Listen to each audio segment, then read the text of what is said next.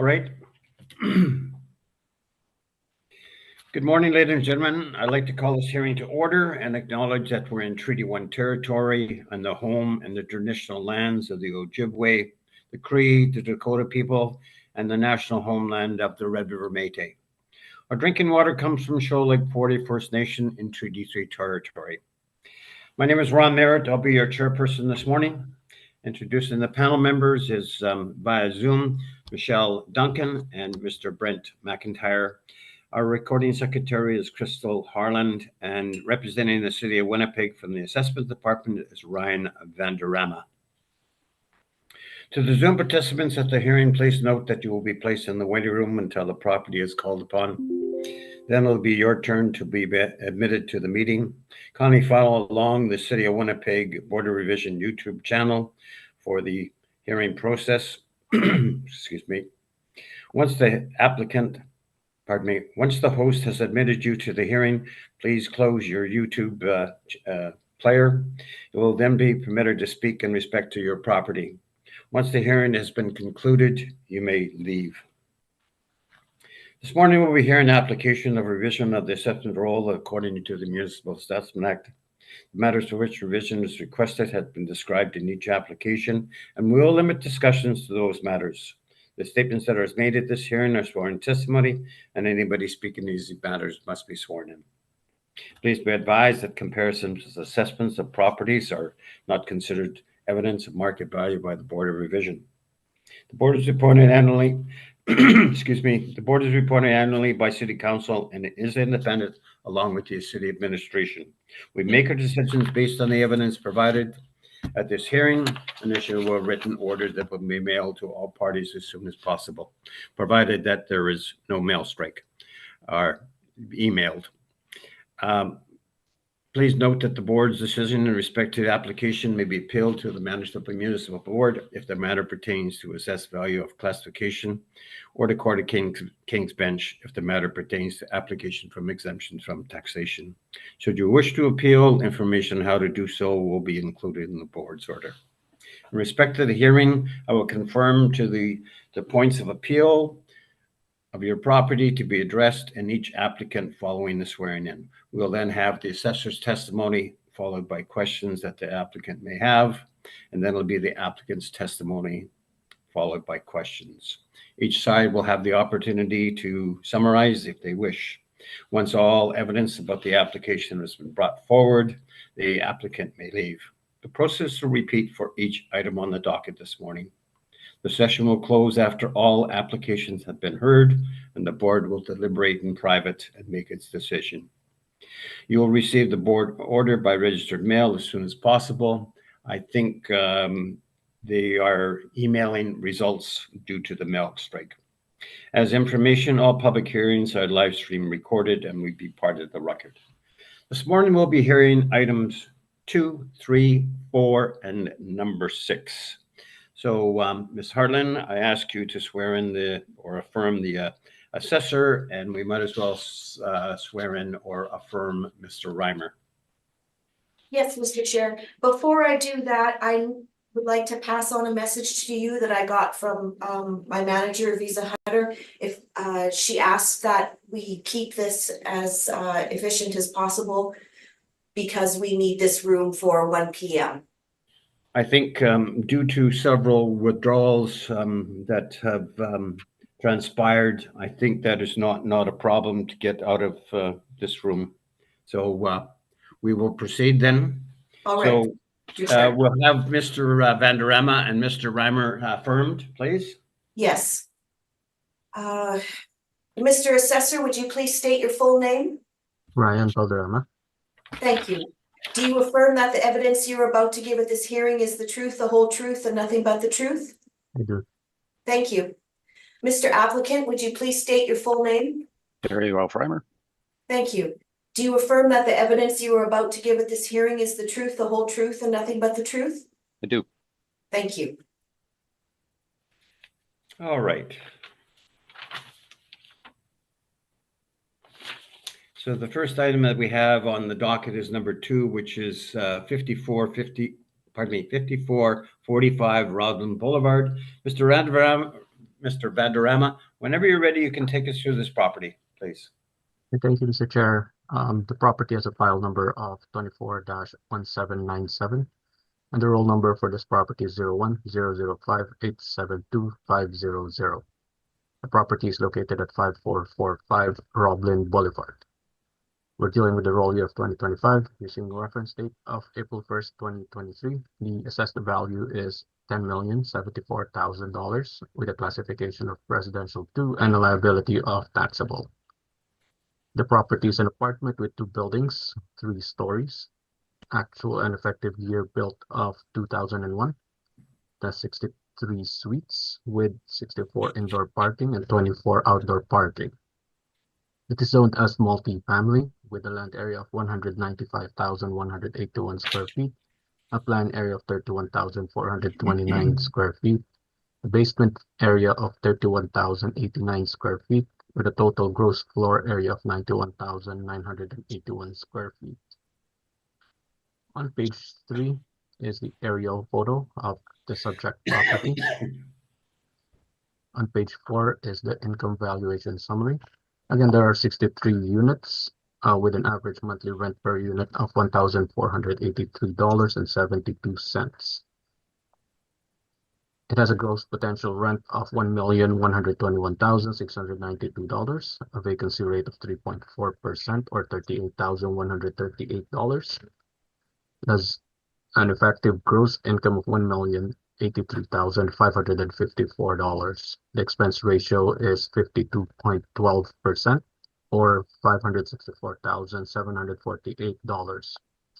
The net operating income is $518,806. Applying the capitalization rate of 5.15%. The capitalized income is $10,073,903 or $10,074,000 rounded. On page 5 are some rent comparables. First one is located at 825 Sterling Lion Parkway. It has an average monthly rent per unit of $1,527. The second one is located at 815 Sterling Lion Parkway. It has an average monthly rent per unit of $1,534. The third one is located at 555 Lonark Street. It has an average monthly rent per unit of $1,612. And the last one is located at 785 Sterling Lion Parkway, and it has an average monthly rent per unit of $1,518. On page 6 is the capitalization rate evidence. Let me just read through all of these, Sir Chair, and these next 2 pages would be applied to all the rest of the properties that we will be dealing with for this docket, Sir Chair. So on page 6 is the capitalization rate evidence. The following is a sample of actual sales that took place during the reference period. The purpose for showing these individual capitalization rates is to illustrate the accuracy of the model and substantiate the model-derived capitalization rates. They are not meant to be comparables specific to subject property. Net operating income has been developed through stabilizing owner-reported income and expense information. Capitalization rates have been derived by dividing the property's net operating income by its sale price. So there are few sales that are in here, Mr. Chair. I'll just go through them quick in an efficient manner, hopefully, Mr. Chair. The Yes. first one is located at 727 Sargent Avenue with the sale price or sale date of March 31, 2023. And it has a calculated cap rate of 3.46%. The next one is located at 459 Sargent Avenue. It was sold on July 6, 2022 with a calculated cap rate of 4.8%. Third one is located at 150 Hendon Avenue.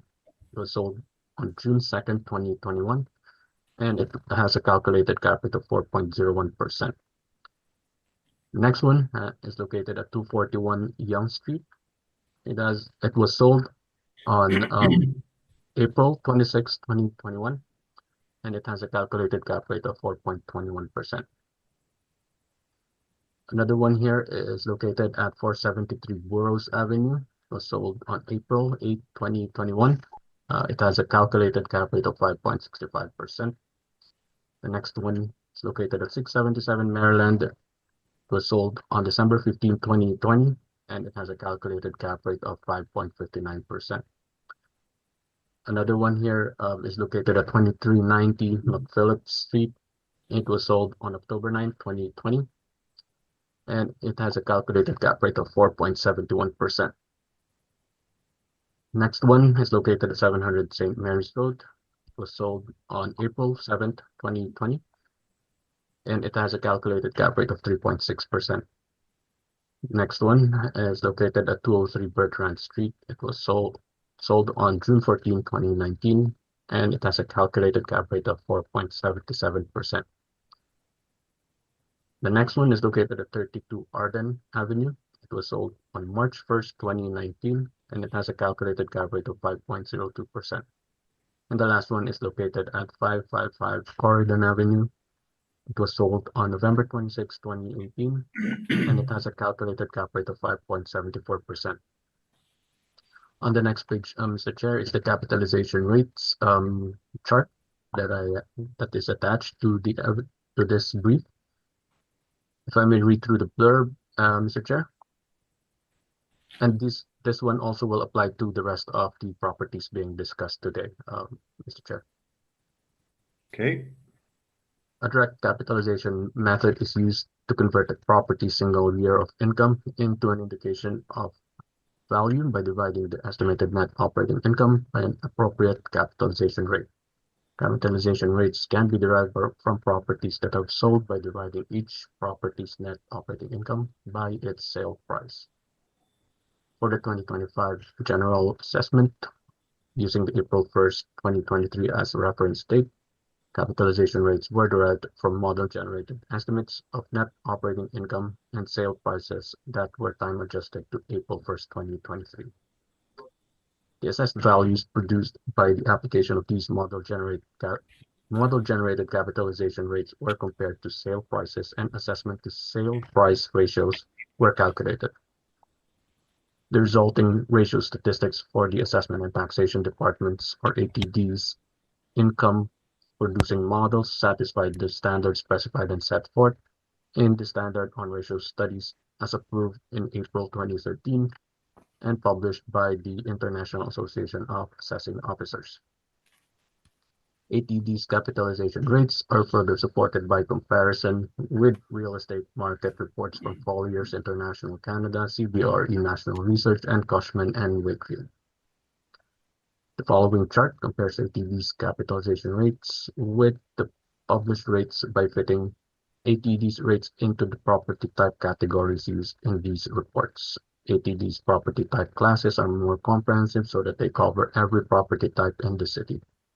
The 20th and 80th percentiles show the range of capitalization rates used by ATD for 60% of the parcels within the specific property type. In many cases, the published rates fall within 20th and 80th percentile, indicating the tenability of the capitalization rates derived by ATD. So in this chart, if we go down second to the last one that says multifamily, this is where the 20th and 80th percentiles for the multifamily cap rate ranges are. All of the property type classes under multifamily ranges from 4.75 to 5.45%. And on page 8 is where the 2023 income and expense information is for the subject property, Mr. Chair, and that's my presentation. Thank you, sir. Mr. Reimer, questions of the assessor? Thanks, Mr. Chairman. And common theme this morning is going to relate to capitalization rate for these properties. So my request would be that go through it perhaps once in terms of the questions and ask that the questions and answers be carried forward into the subsequent hearings if we could. Absolutely. Okay, so Mr. Valderrama, could we turn just initially briefly to your page 4, please? So on your page 4, we've got the income valuation for the property that the department has provided. just to be clear, my understanding is that all of the figures shown, including the potential gross rent, the vacancy rate, the expenses, and the cap rate, those are all model driven, correct? These are all model parameters, correct? Okay. Turning then briefly, and so sorry, one quick, so specifically looking at the nature of the discussion for this property, the actual site-specific expenses that were reported by the owner, that they haven't been used in the application of the expenses in this case, correct? I'm sorry. The actual property expenses were not taken into account when the department completed the valuation for the subject, correct? Because it's all model driven, correct? Based on page 4, yes, all of the parameters are model derived. Okay. Briefly to page 6, please. Six, I'm not. okay. Yeah. So the capitalization rate chart. I'll only have a couple of questions, Mr. Valderrama, and it's more Sure. the rebuttal document that will address some of these concerns. But looking at 727 Sargent, which is your comparable number 1, the indicated capitalization rate is 3.46%. Did the department investigate this a little further, considering that rate is over 100 basis points less than even a guaranteed investment certificate or GIC rate as of the reference date? The capitalization rates calculated here are based on the NOIs, which are also based on income and expense mailers that were sent to our department, and of course the sale price that's indicated during the sale date. Oh, okay. So Mhm. the well, you know what? I'll leave it at that. I'll present that in my rebuttal. So for 677 Maryland, which is 1, 2, 3, 4, 5, 6, the 6th property, the department's provided you with the 2020 sale information. Can we agree, or were you aware, I guess either one, that there was a transaction, another sale on the property on March 1st, 2023 for the property? I guess my first question would be, were you aware of that sale? No, I wasn't aware of that sale. I apologize.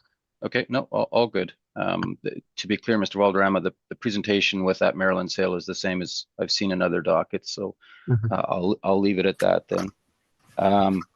Mr. Chairman, those are my questions. I will have some further comments in due course. Thank you. All right, thank you. Ms. Duncan, questions of the assessor? Just out of those sales, which would you say would be most comparable for the subject property? These are all located all over the city, I would say, and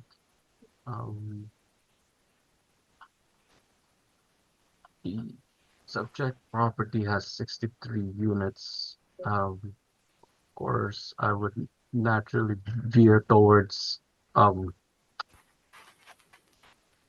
almost similar to the number of units on Hendon. However, of course, I do understand that there could be some locational adjustments necessary, and then of course the effective age or year built taken into account as well. So with that being said, and the number of suites closest would be the one in Hendon Avenue, which has a 4.01% cap. However, I mean, we could take a look at the effective age, year built, and of course the location in terms of adjusting the cap rate from 4.01%. Thank you. No other questions. Thank you. I thank you. Mr. McIntyre? I have no questions. Thank you. Okay. Mr. Valderrama, this is all model driven, I Yes, guess. Mr. Chair. Yeah. On the income workup, yes, Mr. Chair. Yeah. So, so the cap rate that you're using is 5.15. So that would be applicable to the age of the property and, correct? There could be a lot of other factors. However, the main things that are pretty common are location, size, and the age of the property. There could be some other parameters that the model might be considering, which I'm not privy to. But other than that, those are the three main things so far that are major consideration. All right, I thank you. I have no further Thank you, sir. questions. Mr. Reimer, your presentation and the floor is yours. Thank you, Mr. Chairman. Could I ask the board members, Mr. Valderrama, to turn to our page 16, please, and our initial evidence in chief. So on page 16, as you can see there, our net operating income at line 33, it is somewhat lower than the department's. The reason for that, then if you move up a little bit, our effective gross income is actually higher than the model derived EGI in this case, but our expenses are considerably higher. And we did recall Mr. Valderrama's comments as to the valuation was model driven, whereas what we have done is taken a look at the actual expenses we didn't have them for 21, but for 2020 and 2022. So our stabilized expenses, as you can see there, on line 31 are 623,732. So the result of all of that, with the higher EGI that we're applying and the higher expenses, results in an NOI of $494,087 relative to the department's model-driven NOI of $518,806. So there's the two issues under examination are exactly the stabilized NOI and also then the capitalization rate. We've applied a slightly higher rate of 5.25% in this case for the reasons set forth in the cap rate study, which I'll go through in a couple of minutes. So as you can see there with the NOI of 494,087 capped at 5.25, we are requesting a reduction to 9,411,000 this morning. If I could then, and again, Mr. Chairman, what I propose to do is to go through the capitalization rate study once, always, of course, subject to further questions at the subsequent hearings, but ask that the comments be carried forward, if I may, to the remainder of the properties this morning. Yes, sir. So if I could ask Mr. Chairman, board members, and Mr. Valderrama to open our capitalization rate study and let me know when you're there.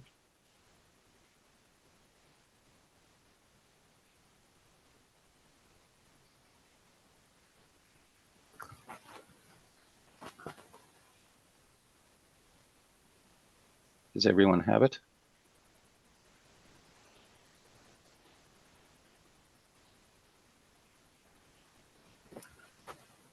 May I proceed? Yes. Okay, thank you. So if I could ask the board members and Mr. Valderrama to turn briefly to page 4. One of the themes you'll hear, Mr. Chairman, this morning is our capitalization rate analysis is fundamentally based on the principle of anticipation, which, as you can see in paragraph number 1 at the top of the page 4, these are quotes from the appraisal text, and what the first paragraph says is the basis of income producing real estate is the future income. It will produce historical data on a property or market is relevant only insofar as it helps interpret current market conditions. So this is all forward-looking, and that, as I'll point out in a couple of minutes, that's going to be an important concept to consider in our approach. Third paragraph, historical income and current income are significant, but the ultimate concern is the future. Current income is a good starting point, but the direction and the expected pattern of income change are critical. And that, again, I'll expand on that a little further as I go through this. If you turn briefly then to page 7, board members, I'm sure, Mr. Valderrama, I'm sure are aware of the substantial and very rapid rise in interest rates starting at in the first quarter of 2022 and right through the reference date. As you can see on that chart, the base rate had actually gone up 425 basis points between April 1 of 21 and April 1 of 23. And the reason that's important, if you turn briefly to page 8, what you can see there, of course, predictably, when the Bank of Canada is adjusting its rates, that's going to have an immediate impact on mortgage rates. And as you can see on the chart at the top of page 8, mortgage rates, bond yields were, of course, increasing in tandem with that, and mortgage rates increased substantially through that period.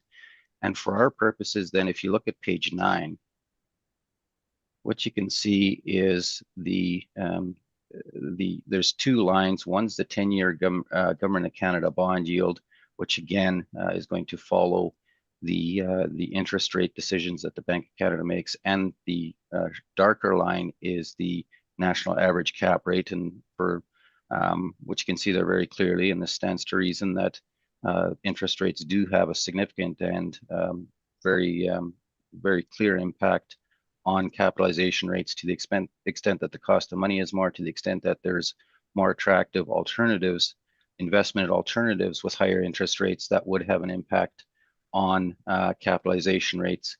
And you can see that trend on the graph at the top of page 9.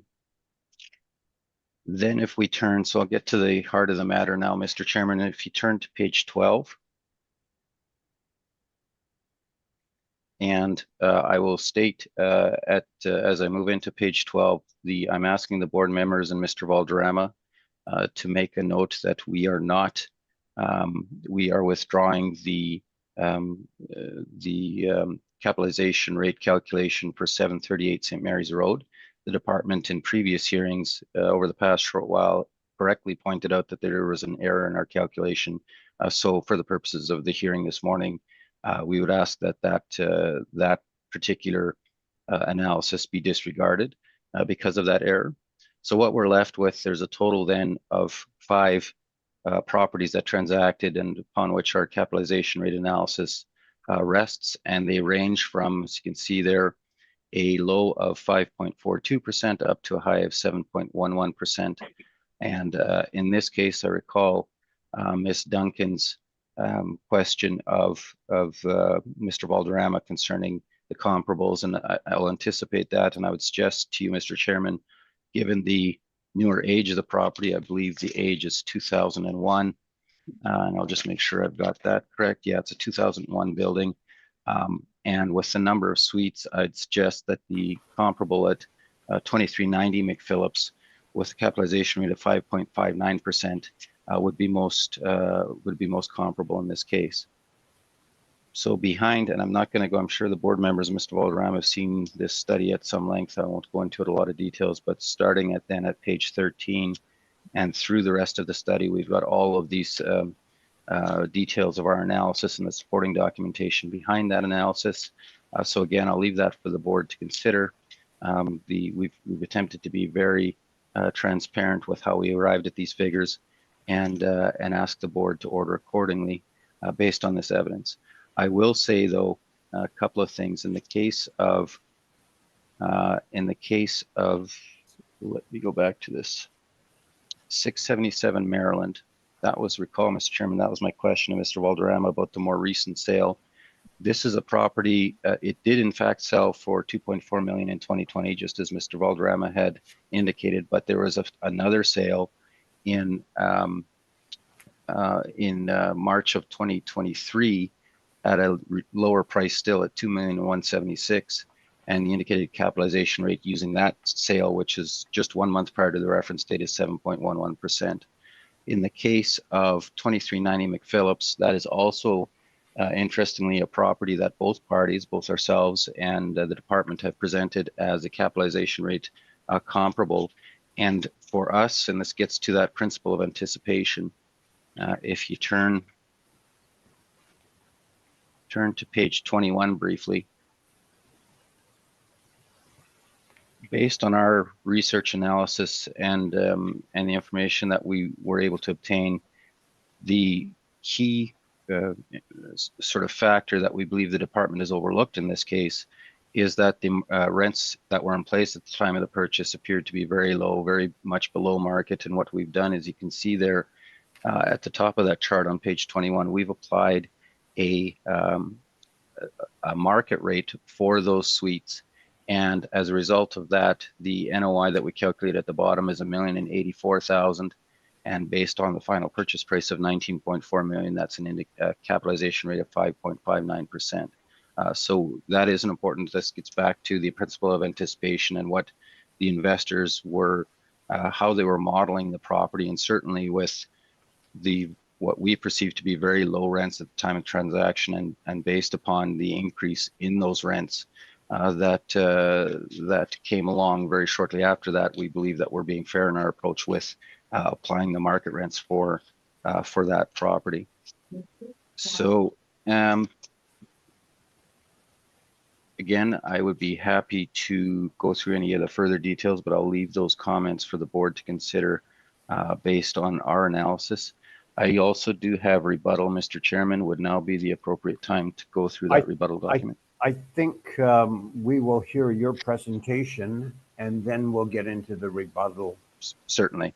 So I have, again, just, you need not turn there, but again, going back then to our page 16 on our main brief, our capitalization rate is 5.25%, but we're suggesting stabilized NOI of 494,087 and the requested value of 9,411,000. Thank you. Thank you. Mr. Van der Rema, questions of Mr. Reimer? Yes, Mr. Chair. Just needed to clarify some of the calculations for NOI in the bottom last, well, beginning probably around page. Let me just go back. Beginning page 13. Yep. These are all stabilized on a 1-year basis, if I'm not mistaken. Would that be fair to say?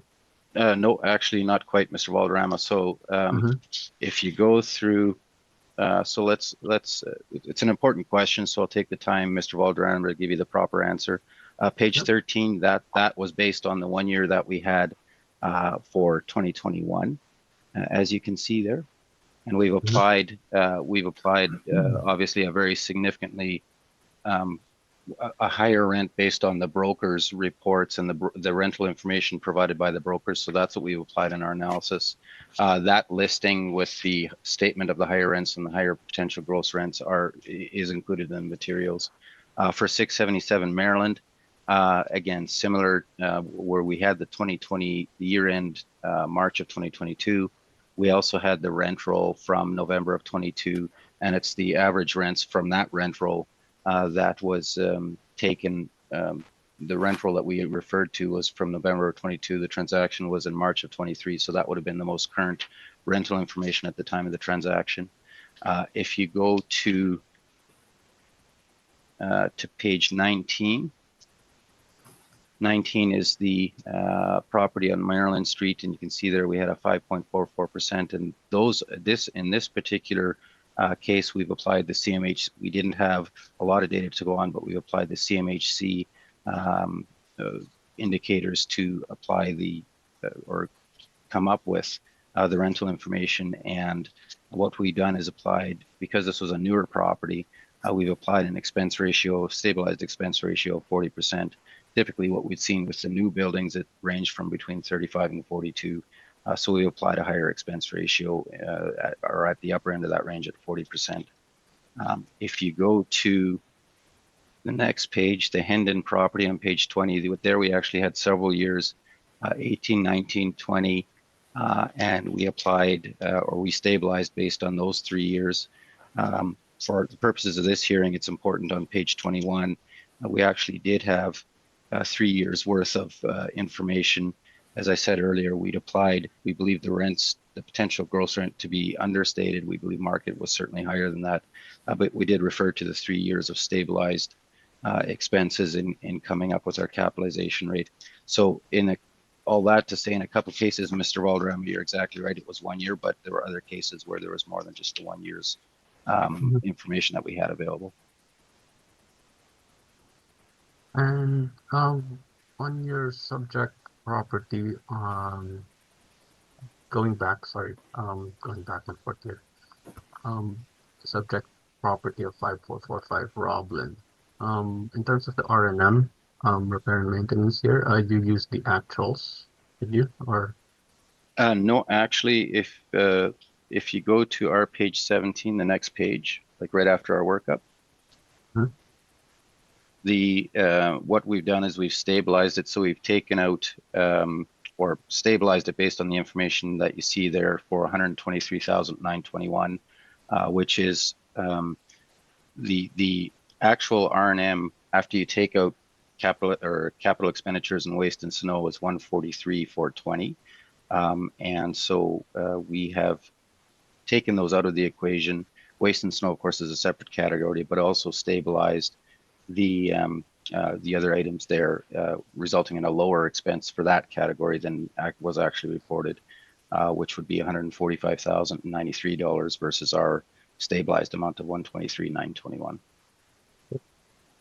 I think that's oh, I just remembered one question. So in terms of stabilizing for stabilizing income and expense for the purposes of calculating cap rates on your cap rate study. Sorry, I'm going back and forth. I just remembered this That's great. question. Yep. It's all good. Um, All good. so basically when you calculate income and expense, it should be stabilized normally for about 3 years based on actuals, correct? Ideally, you would want Normally. put it this way, Mr. Valderrama. Your question's a fair one. You would want Mhm. ideally to have more than 1 year's worth of data. We've tried to be, as I say, very transparent, very forthright, Right. where we didn't have the 3 years. But and again, it's forward looking. But you're absolutely right. If 3 years is certainly better than one, no question. And that's all the questions I have, Mr. Chair. Thank you. I thank you, sir. Ms. Duncan, questions of Mr. Reimer? No questions, thank you. All right, thank you. Mr. McIntyre? Just to clarify, Mr. Reimer, your cap rate's at 5.25 It is, yes. and the assessor's at 5.15. Yep. That was my only question. Thank you. All right, I thank you. Just to follow up, Mr. McIntyre, with his questions, your NRIs are fairly close to also.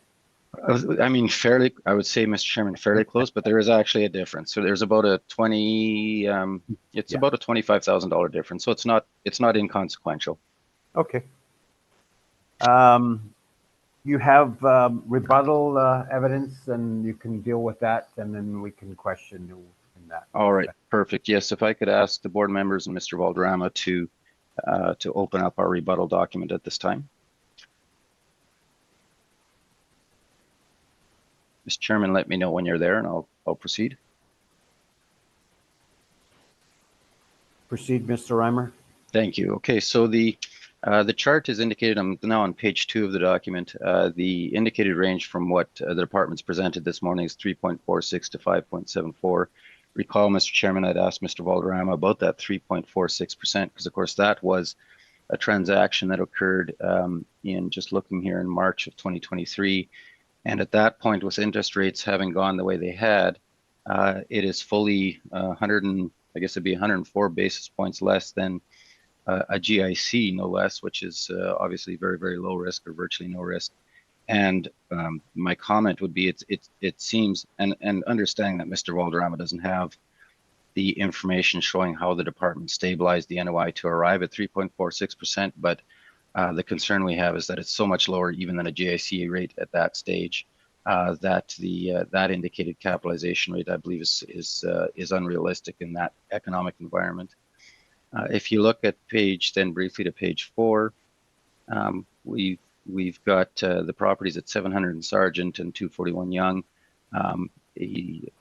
Again, and this is not in any way meant to be a negative comment with respect to Mr. Valderrama, but the department hasn't provided Mr. Valderrama with the details of the NOI and how it was stabilized, and those rates certainly appear to be unusually low with us from our perspective.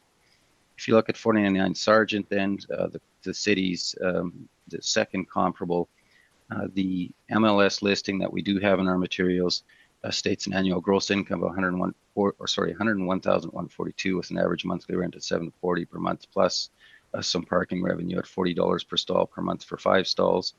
And based on that income stream, the indicated capitalization rate would be 5.79, significantly different than what the department presented, and that's the details of that are shown on page 5 of the rebuttal document. And the information that I referred to as far as the potential gross income and the rental rates is located at page 6. Page 7, 150 Hendon, that's actually another property that both the department and we have in our studies. And in this case, the vendor had done some renovations and had applied for the above guideline rents, I should say, with the RTB, and the effective June 1, and recall that this transaction, I believe, was just a few days after that. The RTB did make an order effective June 1 to increase the rents, and on the 2021 income and expense mailer, the purchaser did state that the potential gross rent is $712,182, and that in turn, which is what we considered in our analysis, and that in turn would result in a capitalization rate of 5.42% as indicated in our study. And again, for the board's reference, on page 8 is the calculation, again, for that rate for the property. And then in the pages following that, starting at page 11 is a copy of the RTB order and the samples for the bachelor and 1 bedrooms, along with the income and expense mailer and the income statements. So if we then turn briefly to page 23, recall, Mr. Chairman, I'd asked Mr. Valderrama about whether the department had, in the case of 677 Maryland, had considered the March 1st, 2023 transaction, and Mr. Valderrama was very forthright in his comments. We have, in our analysis, used that March 23 transaction rather than the prior 2020 sale. The March 1st, 23 transaction was at a significantly lower value, lower price, at $2,176,000. And that indicated capitalization rate using our methodology is 7.11%. 2390 McPhillips, I referred to this earlier, and we continue to believe very strongly that the rents that were in place historically and as of the transaction were very low and below market. And again, following that concept of anticipation and what the investor would assume in their financial modeling, we would suggest, as was borne out in the information basically right after the sale, the rents did increase substantially, and the indicated cap rate is then 5.59%. 700 St. Mary's, the property is, or was, I should say, purchased with the intent to renovate. There's a letter attached that states that intent. And then on page 25, for 32 Arden, which is the city's comp number 10, as indicated in the advertising after the purchase, the property was renovated. And we also note it's an older sale at that occurred in 2019. And finally, I'm sure the board's seen this before, at page 29, there is a copy of a municipal board order that reaffirmed the concept that if there are substantial renovations, and granted they have to be substantial renovations, the board was not inclined to use those indicators in the capitalization rate analysis, because of course the financial modeling with the renovations and the increases in the rents that are anticipated through the RTB applications, it differs significantly from the historical information and results in a much different cap rate conclusion. So for all those reasons, Mr. Chairman, I'm asking the board to weigh the evidence accordingly and to apply, in this case, the capitalization rate of 5.25%. Thanks. I thank you, Mr. Reimer. Mr. Valderrama, questions in regards to Mr. Reimer's rebuttal? I have no questions, Mr. Chair. Thank you. All right, I thank you. Ms. Duncan? No questions, thank you. Thank you. Mr. McIntyre? I have no questions, thank you. All right. Either party wants summation? No, thank you. I have none. Thank you. All right, let's go on to the next property, which is just a little further down the street, or which way we're going. So 5419 Roblin Boulevard, Mr. Valderrama, whenever you're ready. Thank you, Mr. Chair. Next one is a file number of 24-1795. The property has a roll number 01-009-602-705. The property is located at 5419 Roblin Boulevard. We're dealing with the roll year of 2025 using reference date of April 1st, 2023. The property has split assessments, and the first one has an assessed value of $1,968,000. It is classified as an institutional property with a taxable school exempt. The second assessment has an assessed value of $1,493,000 with a classification of institutional property and a liability of taxable.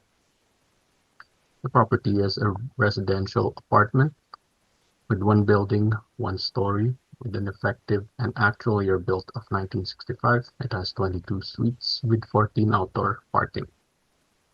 It is zoned as multi-family with a land area of 166,583 square feet, a planned area of 15,843 square feet, and a gross floor area of 15,843 square feet. On page 3 is the aerial photo of the subject property. And on page 4 is the income valuation summary. Again, there are 22 units with an average monthly rent per unit of $782.91. As mentioned earlier, there are 2 assessments for this property. The first one is the apartment assessment. It has a gross potential rent of $206,688 with a vacancy rate of 3.4%. The vacancy in terms of dollar amount is $7,027. The effective gross income is $199,661, and expense ratio used is 51.22% or $102,266. Sorry, $102,266. The net operating income is $97,395 or applying the capitalization rate of 4.95%. The capitalized income is $1,967,576 or $1,968,000 rounded.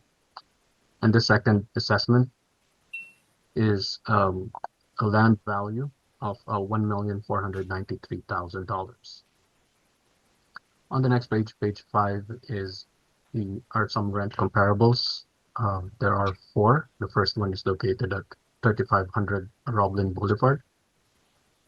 It has an average monthly rent per unit of $1,128. The second one is located at 150 Handon Avenue. It has an average monthly rent per unit of $1,005. The third one is located at 525 St. Daniel Street, and it has an average monthly rent per unit of $924. And the last one is located at 1740 Taylor Avenue, and it has an average monthly rent per unit of $1,020. On page 6 are the capitalization rate evidence, and on page 7 is the capitalization rate chart. On page 8, starting page 8, is the income and expense mailer, and on page 10 is the details surrounding the land that's over and above 2 acres that's stipulated in the Municipal Assessment Act for this property. It was assessed at 79,460 square feet, which has an indicated value of $1,493,000. And that's my presentation, Mr. Chair. I thank you, sir. Mr. Reimer, questions? Just a couple. And again, Mr. Chairman, if we might have the capitalization rate questions and answers carried forward, and I'll just leave it at that for the purpose of that discussion, if I could. Yep. Briefly, page 4, Mr. Balderrama. So again, this is entirely model driven without reference to the actual income or specifically the expenses for the property, correct? Correct. Okay, so then the only other question I have, could we turn to your page 10?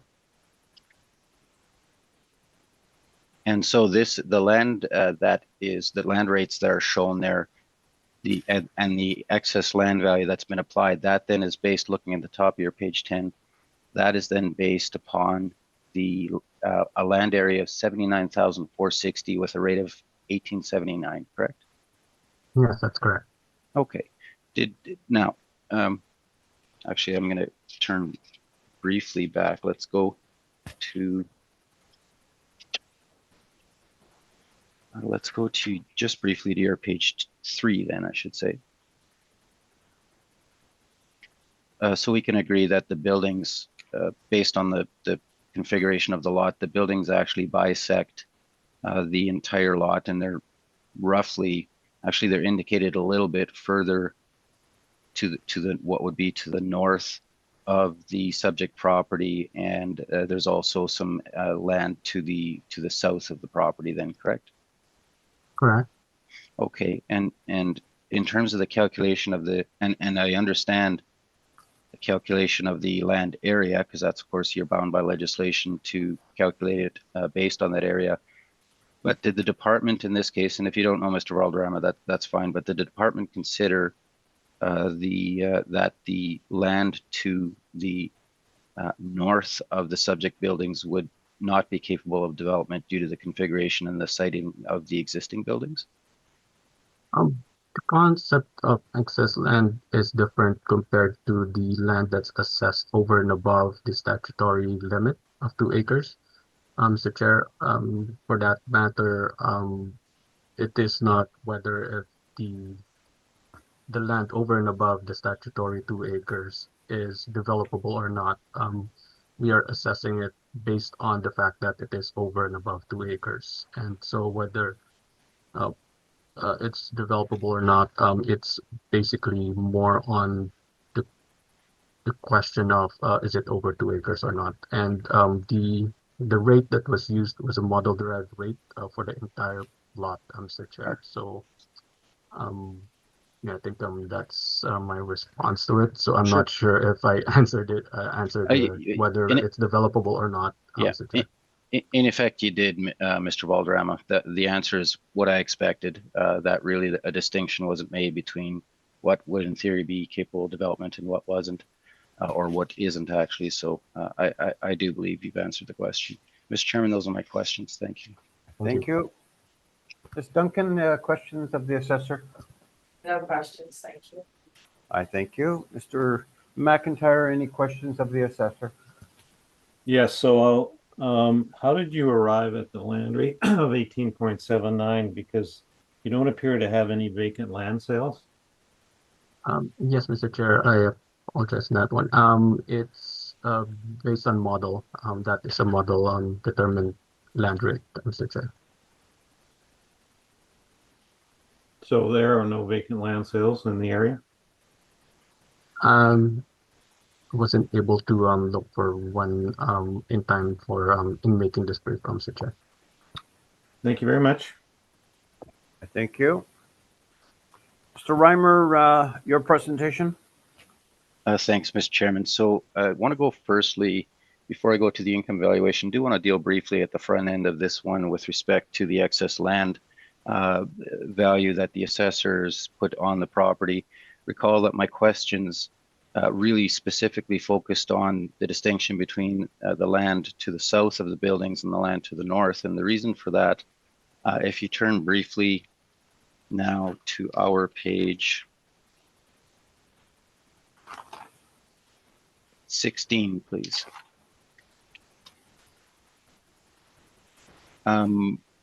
So again, to be clear, we're not in any way disputing that the department must account for the land area that is in excess of the 2 acre limit. So that's not the issue at all.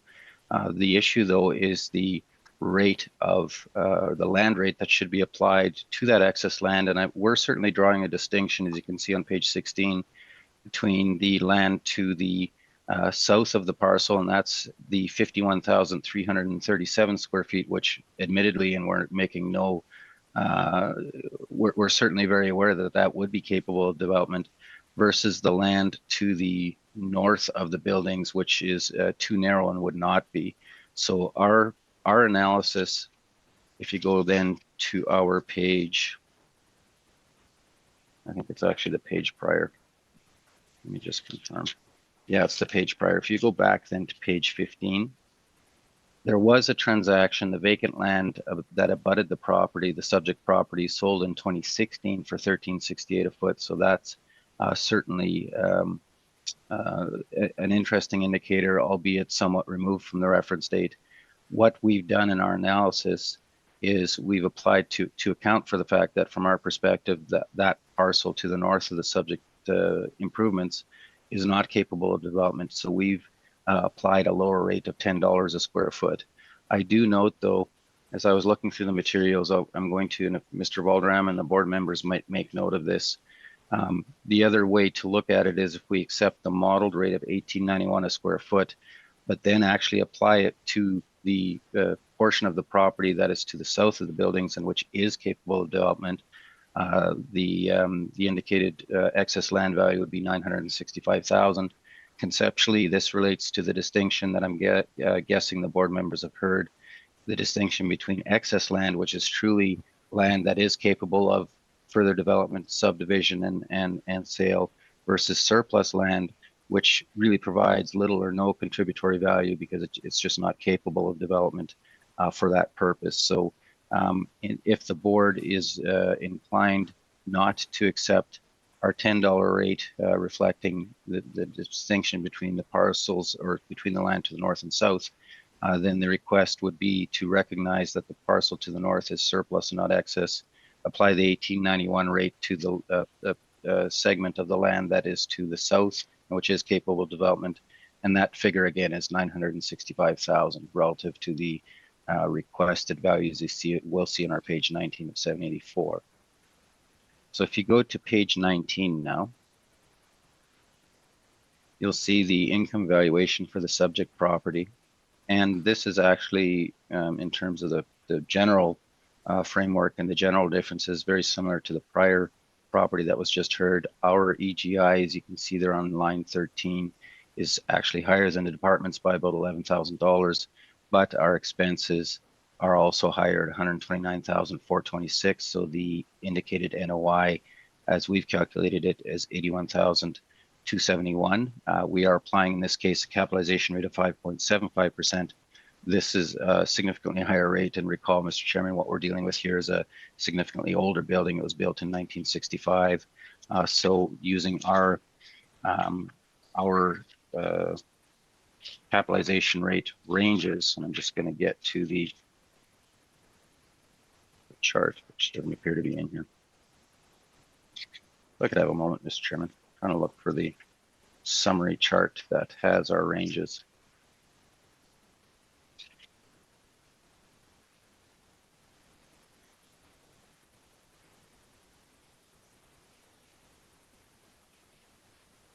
Fortunately, that chart never made it into this submission, so I'm going to state to the board.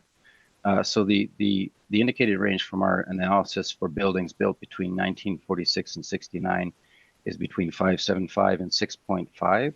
And what I've done is applied a rate of 5.75% in this case. And that then results in the, oh, I apologize, it is in, just make a note, Mr. Chairman, please, page 14 is the chart I just referred to. So if you applied a rate of 5.75% to arrive at an income-based value of 1,413,000 rounded, and then adding in, and that would be the 40S, then adding in the 40T taxable excess land adjustment of 784 results in a total requested value of 2,197,000. And again, then finally on page 20, the request is broken out between the school tax exempt component, which is 1,413,000, and our requested 40T land value of 784. Thank you. Thank you, Mr. Reimer.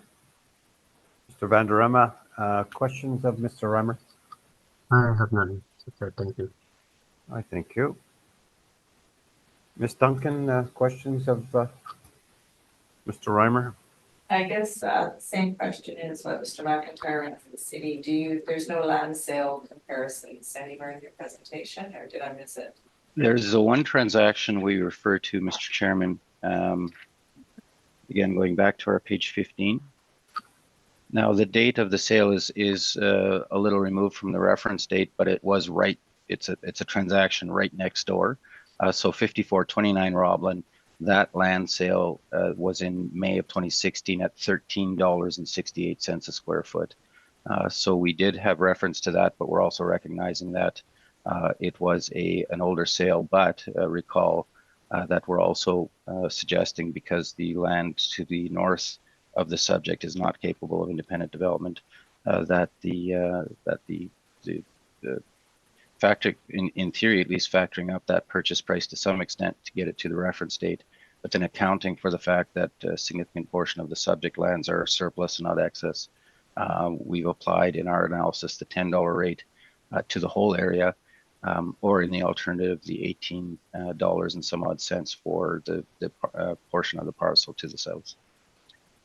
How would we know the configuration of the land that regarding the property you put in the sale, 5429 Rutland, how would we know that configuration? Oh, the configuration of 5429 or the configuration of the subject? The 5429. Oh yeah, no, I don't have that in my evidence. That's a very good point. I don't have that configuration in my evidence. So potentially it could be just as disproportionate as well.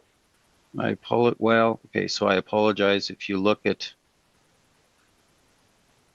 I'm back to now our page 16.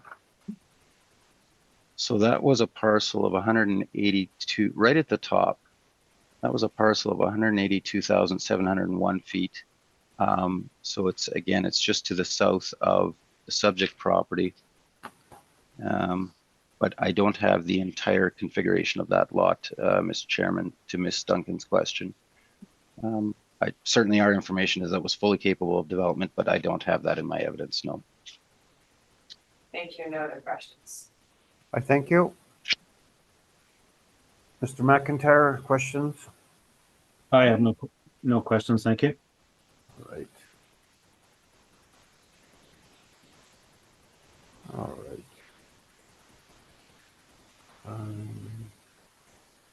Summation, either party?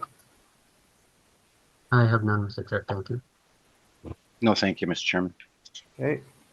Are we okay to proceed, or somebody want to break or anything?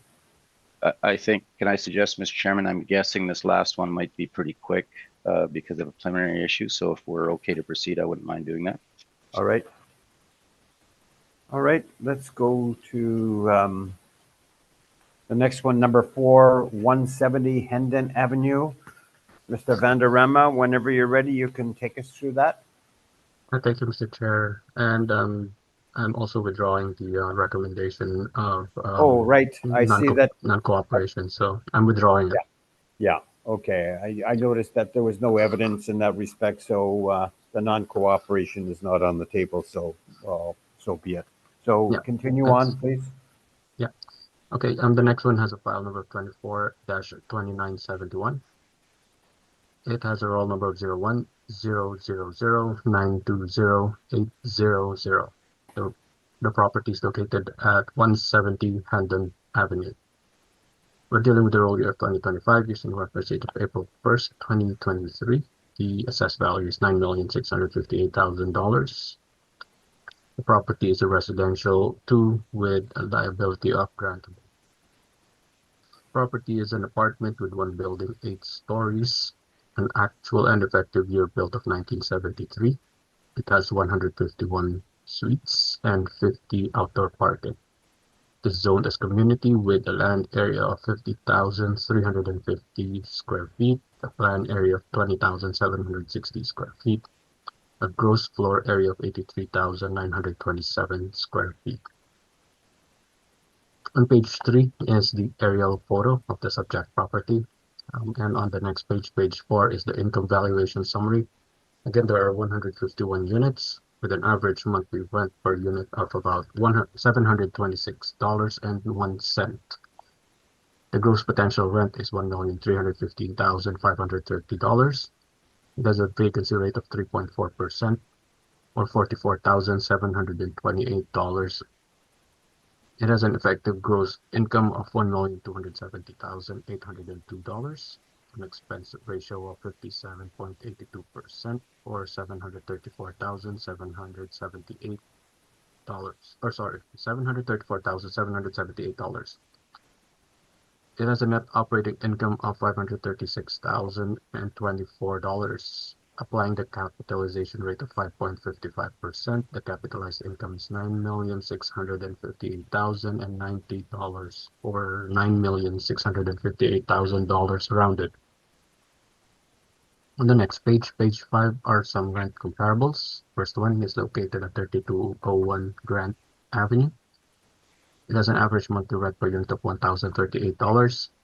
The next one is located at 3500 Roblin Boulevard. It has an average monthly rent per unit of $1,128. The third one is located at 969 Cambridge Street. It has an average monthly rent per unit of $812. And the last one is located at 3901 Grant Avenue. It has an average monthly rent per unit of $1,135 dollars. Sorry. Again, on page 6 is the capitalization rate evidence. On page 7 is the capitalization rate chart. And that's my presentation, Mr. Chair. Thank you. Thank you, sir. Mr. Reimer, questions? Just one, again, Mr. Valderrama, so on your page 4, and you need not turn there, but just to confirm, this is entirely model-driven value, correct? Yes, that's correct. Thanks. Mr. Chairman, questions asked and answered on cap rate, please, and that's my only question. All right, I thank you. Ms. Duncan, questions? Just in the last property, you used 150 Hendon as far as pure rent comparables, and this one was on 170 Hendon. Maybe closer to the same year in units. Well, would there be any particular reason why 150 Hendon would be used in your rent comparables? There's this one here would be more on the number of suites. Again, I mean, the Hendon comparable sale, or not comparable sale, the Hendon capitalization rate evidence sale has 59, and Oh, right. and this one has, I believe, 151 suites, if I'm not mistaken. So there's a big big difference in terms of the suites, number of suites. So I mean, an adjustment can be made on the cap rate with regard to that one. So that could be used. However, there would be more adjustments to be made in terms of number of suites on this one. Thank you, my mistake. I was thinking the 150 Hendon had more suites. That's fine. Thank you for your answer. Okay, thank you. I thank you. Mr. McIntyre? I have no questions. Thank you. I have none either. So, Mr. Reimer, your presentation? Thanks, Mr. Chairman. I'll be brief. Could we turn, please, to page 16? So the entire focus of our evaluation, in this case, Mr. Chairman, would focus on cap rate. So you can see on page 16, we actually calculate a slightly higher NOI of 550, 458 relative to the department's 536, but we are applying capitalization rate in this case of 6.25%. And that is based upon the age of the building and the fact that this is a property that would carry higher risk as it's owned by MHRC, and certainly with the properties under that portfolio, the premium we're putting on it would also come into play here, and it's the 6.25% we're using for. And you need not turn there, but on our page 14, the indicated range, and this would be a property, I believe that's 1973. So the 1973 indicated range would be 5.5% to 6.25%. And what we're suggesting is using a capitalization rate at the high end of that range, because it's social housing with budget finishes. It doesn't have the typical amenities. It's a significant component, very significant component, in fact, of bachelor suites, and a very small suite size of about 556 square feet per suite, which is very, very low. So for all of those reasons, we're suggesting the 6.25 cap rate, which then results in a requested value of $8,807,000. Thank you. Thank you, Mr. Reimer. Mr. Adorama? I have no questions, Mr. Chair. Thank you. I thank you. Ms. Duncan? No question. Thank you. Mr. McIntyre? I just have one question. I gather since you have no rent comps, that you are accepting the assessor's potential market gross rents? Precisely, yes. Yep. Thank you very much. I thank you. I have no questions. Summation, either party? No, thank you. I have none, Mr. Chair. Thank you. All right. Mr. Chair, may we take a very quick break, please? Absolutely. Okay, let's take the You want to take 10 minutes or 5 minutes or whatever? 5 is fine with me. Okay, 5. Let's take 5. Someone's requesting 10. 1:15. Thank you. Okay, we'll call the hearing back to order. And Mr. Vanderama, I think you were, you corrected me by saying that 170 Hendon Avenue, I think we forgot to see if both the parties had summation. So either party one summation? I No. have none. No, thank you, Mr. Chairman. All right. So let's go to the next property, which is number 6 on the docket, which is 1740 Taylor Avenue. Mr. Randarama, briefly take us through this property. And Mr.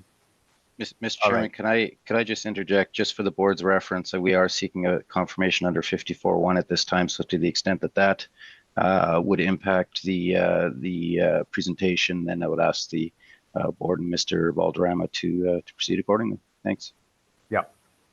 Yeah, we'll have to read it and briefly describe it, etc. So, Mr. Vanderamba, whenever you're ready. Thank you, Mr. Chair. So for the last one, we have file number of 24-2116 or 2116. The property is located at 1740 Taylor Avenue. It has a roll number of 12-072-271-500. The property, we're dealing with the roll year of 2025 using reference date of April 1st, 2023. The assessed value is $6,064,000. It is classified as a residential 2 with a liability of taxable. The property is an apartment with 1 building, 2 stories. It has an actual and effective year built of 1970. It has 51 suites with 50 outdoor parking, a zoning of multi-family, and it has a land area of 46,624 square feet, a planned area of 16,992 square feet, a basement area of 16,992 square feet, and a 50,976 square feet as gross floor area. And that's the property characteristics, Mr. Chair. Pending the request of the applicant for 54-1 or a confirmation. All right. Mr. Reimer, any questions at all? No questions. All right. Ms. Duncan, any questions? No questions. Thank you. Mr. McIntyre, any questions? No questions, thank you. All right. I think you've stated, Mr. Reimer, what your intentions are, so be it. I think that we have heard all the scheduled items and this hearing is now adjourned. So thank you kindly, Mr. Reimer, and Thank have you a all very pleasant much. day. And I think results will be emailed to you. So thank you. Fantastic. Thank you all for your time. All right. Thank you. Thanks Thank you very everyone for your much. time. Thank you, Mr. Vanderama. Thank you. Bye-bye. Bye-bye. All All right. right, Mr. Chair, I'll take us offline. All right. Thank you.